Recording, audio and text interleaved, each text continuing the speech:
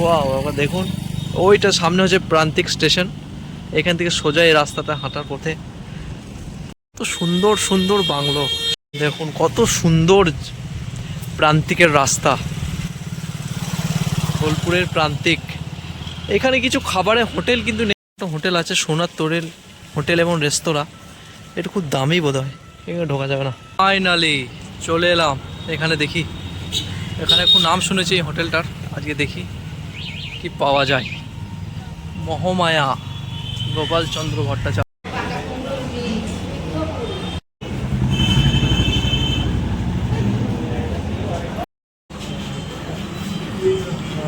পুরনো ঐতিহ্যবাহীভাবে এখানে হোটেল কম, পুরাতন বিয়ে বাড়ি বেশি লাগছে।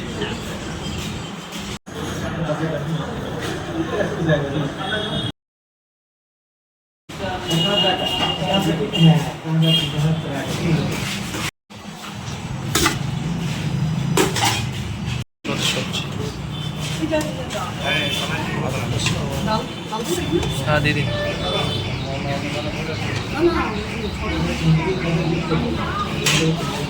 আলু পোস্ত, পুরো ওল্ড স্টাইল বিরিয়ানি।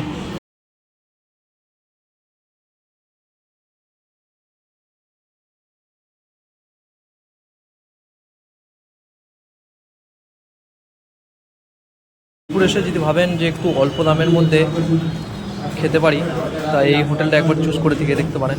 মনে হচ্ছে পুরো ঘরোয়া, ডাল ভাত খেয়ে দারুণ। আলু পোস্ত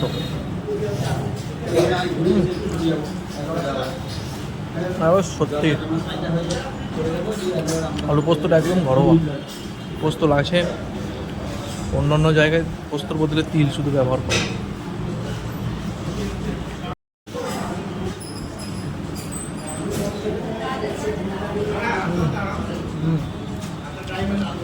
বুঝতেই পারবেন না, এটা মনে হচ্ছে পুরো বাড়ির খাবার, বাড়ির অভাব বুঝতে দেবে না এখানে খেলে। সত্যি বেশি বাড়াবাড়ি নয়, আপনারা খেয়ে এসে দেখতে পারেন। এখানে খাবার পুরো আনলিমিটেড, যত পারবেন খেয়ে যাবেন। একবার কুপন কাটুন আর খেয়ে যান।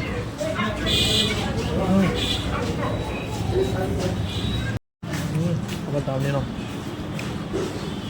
অফ সিজনে ফুলকপি খাচ্ছি, অফ সিজনে পুরো ফুলকপি।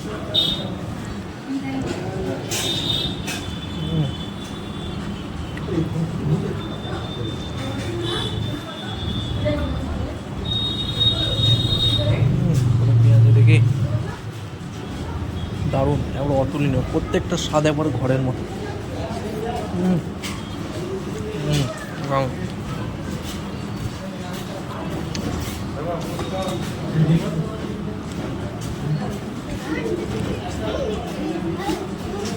সব মিক্স করে খাচ্ছি, হ্যাঁ পুরো বাঙালি আনা।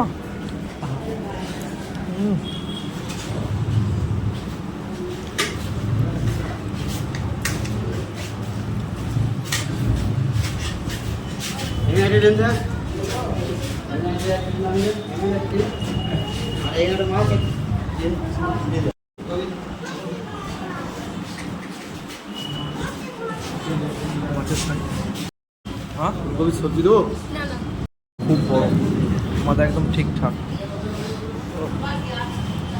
তারপরে মাছটা দেখি,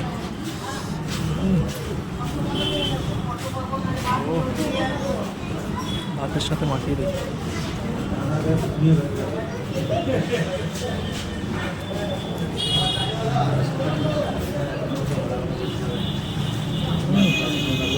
একদম পারফেক্ট, এবার ফ্রেশ মাছ, মনে হচ্ছে ঘরে খাচ্ছি, কোনো হোটেল বা রেস্টুরেন্টে বসে খাচ্ছি না, মনে হচ্ছে পুরো হোটেলে খাচ্ছি। চাটনিও দিয়ে চলে গেল এর মধ্যেই।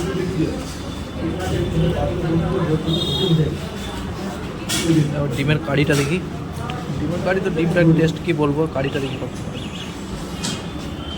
ডিমের কারিটা দেখি,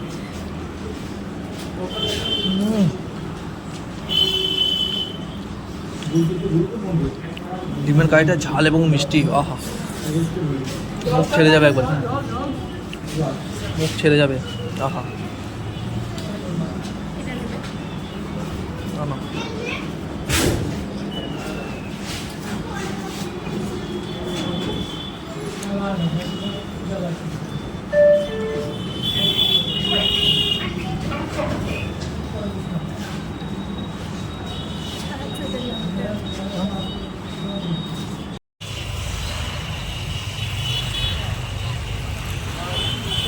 এই রাস্তাটা সোজা চলে আসছে বোলপুর স্টেশনের দিক থেকে। এই মোড়টা এসে আপনি বাঁ দিকে সোজা দেখতে পাবেন এই হোটেলটা।